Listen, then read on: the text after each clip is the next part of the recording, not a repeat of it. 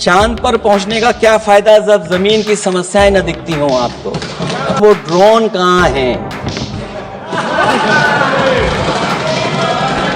आपने स्नान नहीं किया कुंभ में। सभापति महोदय, जैसे ही बजट आया हम लोगों ने वो तस्वीरें देखी हैं। वो जो तस्वीरों में दिख रहा है, हाथों में हथकड़ी और पैरों में बेड़ियां।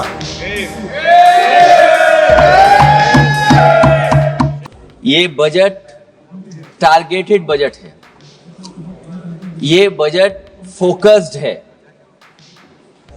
ये टारगेटेड फोकस्ड उन लोगों के लिए है जो बहुत संपन्न हैं, बड़े लोग हैं, उद्योगपति हैं, उनके लिए ये बजट बना हुआ है।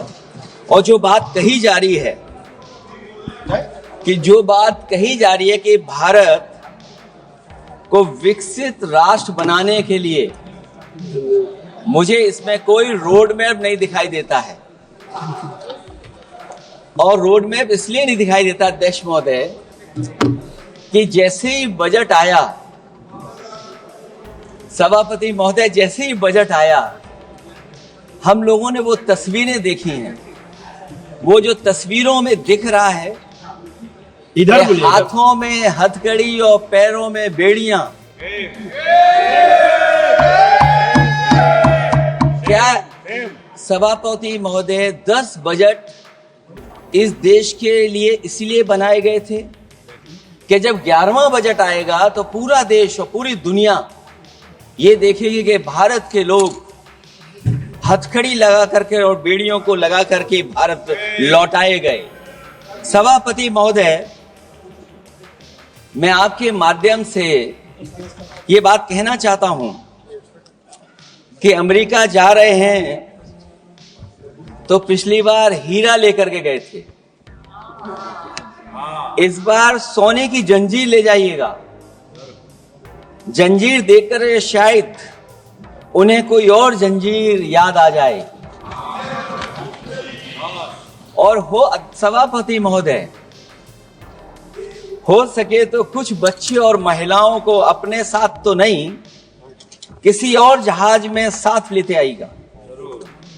वो जहाज भी तो भारत का ही होगा। इतना हक तो उनका बनता ही है कि कम से कम दूसरों की ठगी से शिकार कुछ लोग तो बाइज्जत देश लौट सकें। वैसे सवाल यह भी है कि आपके रहते ऐसी ठगी कैसे फल फूल रही है। और सभापति महोदय, इस ठगी से सबसे ज्यादा अगर प्रभावित कहीं के लोग हैं तो वो गुजरात के प्रभावित लोग हैं। क्या यही सभापति हमारे विकसित भारत की तस्वीर है? यादव जी, आप सीनियर मेंबर है। सभापति पार्लियामेंट्री वार्ड जो आप बोलते हैं, थोड़ा सा सोच समझ के बोलिएगा। ये ठगी वार्ड जो है, थोड़ा सा इसको हटा दीजिएगा। सभापति महोदय, एक दूसरी तस्वीर में हम लोगों ने देखी, महाकुंभ जो 144 साल बाद एक झूठा प्रचार किया गया। 144 साल। सभापति महोदय, बोलने दीजिए। सभापति महोदय, कुछ पॉइंट रेज करा। सभापति महोदय, ये एक मिनट रुकिए, जस्ट अ मिनट, एस्ट्रोनॉम, एक minute please, honourable member please. Yadav ji, एक मिनट प्लीज, आप बैठे। सभापति महोदय, यादव जी आप बैठे, एक मिनट, आप बोलिए। संविधान का आर्टिकल 25, 26, 27 और 28 ये कहता है कि आप किसी भी रिलीजन के खिलाफ किसी प्रकार की बातें नहीं कर सकते। ये लोग एंटी हिंदू है। आप बोलिए, हम देख लेंगे। गौरव जी बोला है ना, प्लीज आप लोग बैठे, बोलने दीजिए, नेता को बोलने दीजिए, माननीय नेताजी को बोलने दीजिए। वो महाकुंभ की तस्वीर, क्या हो रहा है? ये भड़काना चाहते हैं। सभापति महोदय, ध्यान भड़काना चाहते एक हैं। मिनट, कोई आप भी ऐसा स्नान वर्ड करके नहीं आए हो, जो कोई भी आस्था के विरुद्ध में बोला आपको कोई उसको हटा अधिकार नहीं दीजिएगा। बनता है। आप स्नान करके नहीं आए हो, आपने स्नान नहीं किया कुंभ में। बोल दिया मैंने, सभापति बोल दिया महोदय, प्लीज। आप वो हटा दिया जाएगा वो।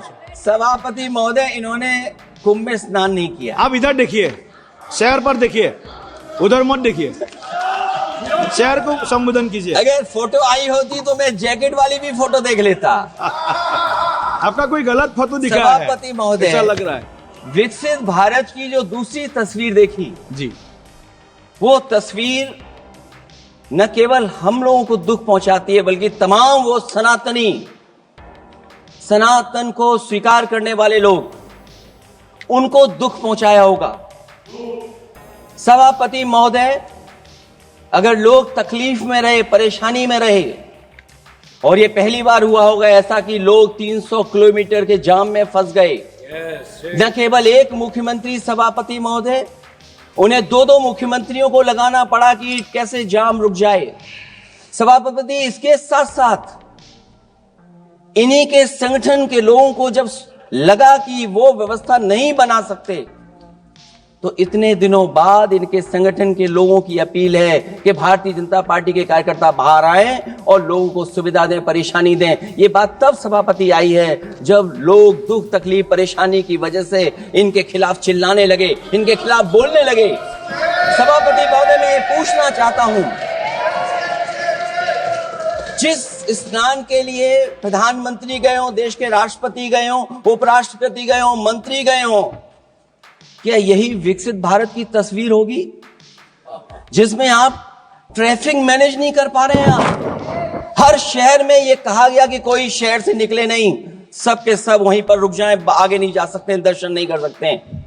अगर यह सच्चाई नहीं है सभापति महोदय, सब बॉर्डर सील हुए हैं, जितना भारत के लोग सब बॉर्डर सील हुए हैं, और फिर